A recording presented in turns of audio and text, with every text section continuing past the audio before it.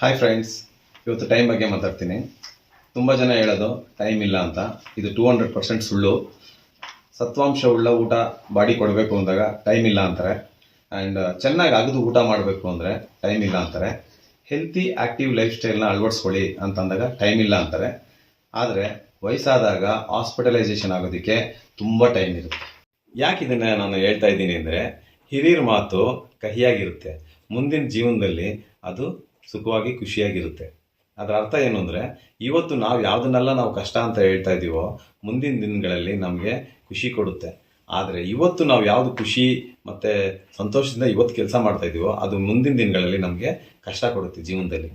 ಫ್ಯೂಚರ್ನಲ್ಲಿ ಬಾಡಿಗೆ ಕಷ್ಟ ಬರುತ್ತೆ ಅಂತ ನಾನು ಯಾಕೆ ಹೇಳ್ತಾ ಇದ್ದೀನಿ ಅಂದರೆ, ಬಾಡಿಗೆ ಇವತ್ತು ಪೌಷ್ಟಿಕ ಆಹಾರ ಕೊಡೋದು ಮುಖ್ಯ, ಎಕ್ಸಸೈಸ್ ಮಾಡೋದು ಮುಖ್ಯ, ಆ್ಯಂಡ್ ರೆಸ್ಟ್ ಕೊಡೋದು ತುಂಬ ಮುಖ್ಯ. ಯಾವುದನ್ನ ನಾವು ಕರೆಕ್ಟಾಗಿ ಕೊಡಬೇಕು ಅದನ್ನು ಇವತ್ತು ಕರೆಕ್ಟಾಗಿ ಕೊಟ್ಬಿಟ್ರೆ ಫ್ಯೂಚರಲ್ಲಿ ನಮಗೆ ಬಾಡಿ ಕರೆಕ್ಟಾಗಿರುತ್ತೆ.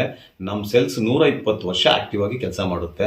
5 ಜನ್ರೇಷನ್ನು ನಾವು ಹ್ಯಾಪಿಯಾಗಿ ಲೀಡ್ ಮಾಡ್ಬೋದು, ಎಂಜಾಯ್ ಮಾಡ್ಬೋದು. ಇದ್ರ ಬಗ್ಗೆ ಮೋರ್ ಇನ್ಫಾರ್ಮೇಷನ್ಸ್ನ ತಿಳ್ಕೋಬೇಕು ಆ್ಯಂಡ್ ಹೆಲ್ತೇ ಇಂಪಾರ್ಟೆಂಟು, ಖುಷಿಯಾಗಿರಬೇಕು ಅನ್ನೋರು ಇವಾಗ ನೀವು ನಿಮ್ಮ ಟೈಮ್ನ ಇನ್ವೆಸ್ಟ್ ಮಾಡಿ. ಬಯೋದಲ್ಲಿ ವಾಟ್ಸಪ್ ಲಿಂಕ್ ಇದೆ, ಕ್ಲಿಕ್ ಮಾಡಿ. ನಾನು ನಿಮಗೆ ಗೈಡ್ ಮಾಡ್ತೀನಿ, ಕೋಚ್ ಮಾಡ್ತೀನಿ. Have A nice day.